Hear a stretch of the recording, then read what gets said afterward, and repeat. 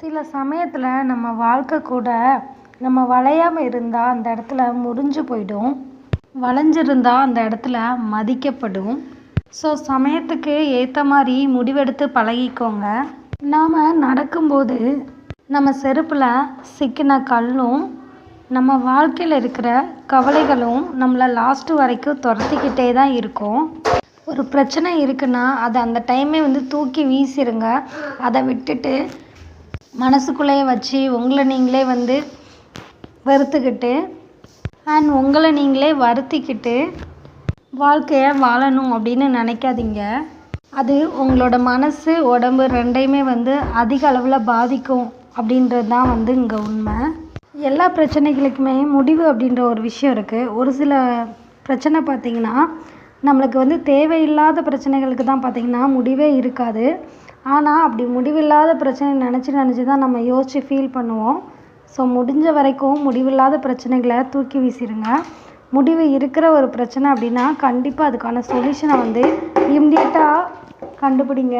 எந்தவித டைமும் கடத்தாதீங்க.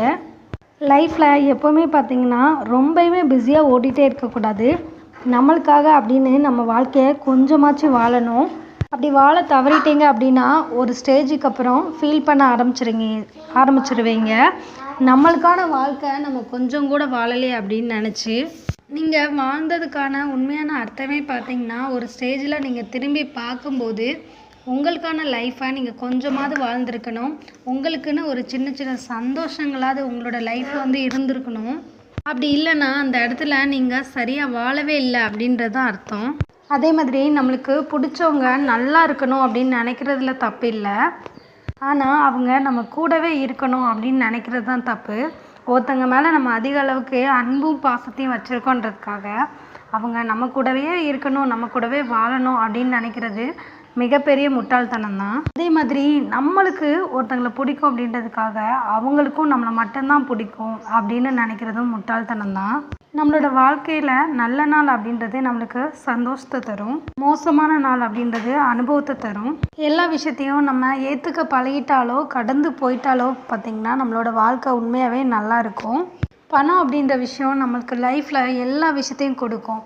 ஆனால் வறுமை அப்படின்ற ஒரு விஷயத்த அனுபவித்து பார்த்தவங்களுக்கு தெரியும். நம்ம வறுமையில் நிறைய விஷயத்தில் பார்த்திங்கன்னா இழந்திருப்போம். அப்படி இழந்த விஷயங்கள் நம்மளுக்கு கண்டிப்பாக எந்த வகையில் எவ்வளோ பணம் வந்தாலும் திருப்பி கொடுக்கவே முடியாது. வறுமையில் தான் ஒரு சில உறவுகளை இழந்திருப்போம், ஒரு சில தருணங்களை கூட இழந்திருப்போம். அந்த தருணம் நம்மளுக்கு லைஃப்லேயே ரொம்ப ப்ளஸ் பாயிண்ட்டாக இருக்கும், இல்லை ஹாப்பி மூமெண்ட்டாக இருக்கும் நம்ம நினச்சிருப்போம்.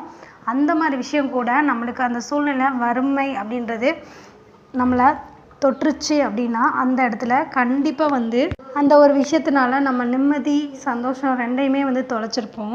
நம்ம யாருக்காக வாழ்கிறோம் அப்படின்றது நம்மளுக்கு தெரியும். ஆனால் நம்ம லைஃப்பில் கடைசி வரைக்கும் நம்மளுக்காக யார் வாழ்கிறாங்க அப்படின்றது தான் நம்மளோட வாழ்க்கையில் நம்மளுக்கு தெரியாமலே போயிடும். இதை ஒரு சில பேர் லைஃப்பில் கண்டிப்பாக உணர்ந்திருப்பீங்க. அப்படி உணர்ந்திருக்கீங்க அப்படின்னா மறக்காமல் கமெண்ட் பாக்ஸில் கமெண்ட் பண்ணுங்கள். கொஞ்சம் கூட வளைஞ்சு கொடுக்காம நேர்மையாக இருக்கிற மனுஷனை தான் பார்த்திங்கன்னா அவங்கள சுற்றி உள்ளவங்க டார்கெட் பண்ணி உதாசீனப்படுத்துவாங்க, உதறி தள்ளுவாங்க. இது நிறைய பேர் லைஃப்பில் இன்னமும் உணர்ந்திருப்போம். நன்மை அப்படின்ற ஒரு விஷயம் நம்மளுக்கு என்றைக்குமே பார்த்திங்கன்னா கசப்பாக மட்டும்தான் தெரியும். தீமையான விஷயம் பார்த்திங்கன்னா எப்போவுமே நம்மளுக்கு ரொம்ப ஸ்வீட்டாக தெரியும். மனுஷங்க மனிதாபிமானத்தோடு நடந்துக்கிறாங்க அப்படின்னா அதுக்கு ஒரே ஒரு காரணம், கடவுள் மரணம் அப்படின்ற ஒரு விஷயத்த ரகசியமாக வச்சிருக்கிறது தான். ஒரு சில பேர்கிட்டலாம் அன்பாக இருக்க முடியாட்டியும் அமைதியாக இருந்து பழகிடுங்க. அதுதான் உங்களோட லைஃப்பில் உங்களுக்கு நிறைய பிரச்சனை வராமல் தடுக்கும். எல்லா விஷயத்துலேயும் நீங்கள் கரெக்டாக இருந்து ஒரு சில உறவுகள் உங்களை உதறி தள்ளுறாங்க அப்படின்னா அவங்கள அடுத்து நீங்கள் கொஞ்சம் கூட மன்னிக்காதீங்க, அவங்க மேலே இரக்கம் காட்டாதீங்க. உண்மையோட சுயரூபம் பார்த்திங்கன்னா சில டயத்தில் உடனேலாம் தெரியாது. அது தெரிகிறதுக்கு ரொம்ப லேட் ஆகும்.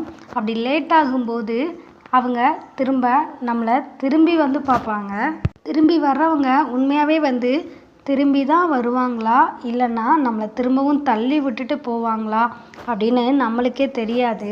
வேஷத்தை நினச்சி நிறையா ஏமாற மனுஷங்க தான் இருக்காங்க. உண்மையான பாசம் அப்படின்றத புரிஞ்சுக்காம எது வேஷமாக இருக்கோ அதுதான் முழுசாக பாசம் அப்படின்னு நம்புவாங்க. பாசம் வேஷம் இது